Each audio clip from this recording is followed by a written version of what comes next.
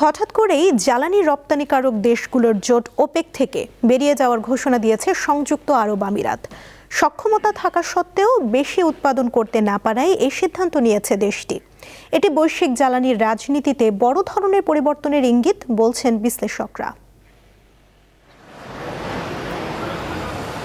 1960 সালের 14 September Iran, Iraq, Kuwait, Saudi Arab ও ভেনেজুয়েলাকে নিয়ে প্রতিষ্ঠিত হয় বিশ্বের প্রধান তেল রপ্তানিকারক দেশগুলোর আন্তর্জাতিক সংস্থা Organization of the Petroleum Exporting Countries opaque.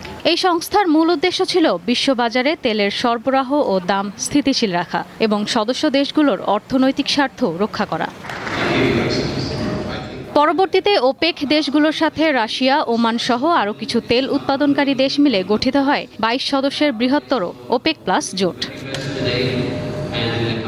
1967 সাল থেকে ওপেকের সদস্য ছিল সংযুক্ত আরব আমিরাত, কিন্তু হঠাৎ করেই এই জোট থেকে বেরিয়ে যাওয়ার ঘোষণা দিয়েছে দেশটি।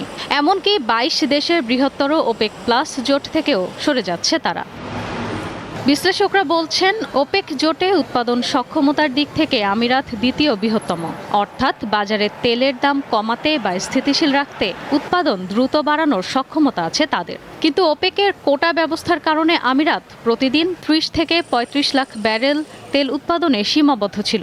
এতে তাদের বিনিয়োগ অনুযায়ী পূর্ণ উৎপাদন না হওয়ায় রাজস্ব ক্ষতির অভিযোগ ছিল। আমিরাতের সিদ্ধান্তের পেছনে আঞ্চলিক ভূ রাজনীতিও গুরুত্বপূর্ণ। বিশেষ করে ইরানের সঙ্গে সংঘাত আমিরাতের কৌশলগত অবস্থানকে প্রভাবিত করেছে। পাশাপাশি সৌদি আরবের সঙ্গে সম্পর্কেও টানাপোড়েন দেখা দিতে পারে। তাই আরব আমিরাতের এই সিদ্ধান্ত ওপেকের জন্য বড় ধাক্কা। এমন সময় ইউএই এ সিদ্ধান্ত নিল যখন জোটের দীর্ঘমেয়াদী কার্যকারিতা ও ঐক্য প্রশ্নের মুখে। ওপেকের বাইরে গিয়ে আমিরাত তাদের উৎপাদন দৈনিক 50 লাখ ব্যারেল পর্যন্ত বাড়াতে পারে। তবে এর জবাবে দাম নিয়ে যুদ্ধ শুরু করতে পারে সৌদি আরবও, যা আমিরাত সামাল দিতে পারলেও অপেক্ষাকৃত দুর্বল ওপেক সদস্যদের জন্য কঠিন হবে। অবশ্য বর্তমান বিশ্বে ওপেকের প্রভাবও আগের মতো নেই। 70-এর দশকে এই জোট বৈশ্বিক তেল বাণিজ্যের প্রায় 85% নিয়ন্ত্রণ করলেও এখন তা প্রায় 50% নেমে এসেছে। তাছাড়া বিশ্বজুড়েই বিকল্প জ্বালানির ব্যবহার বাড়ছে।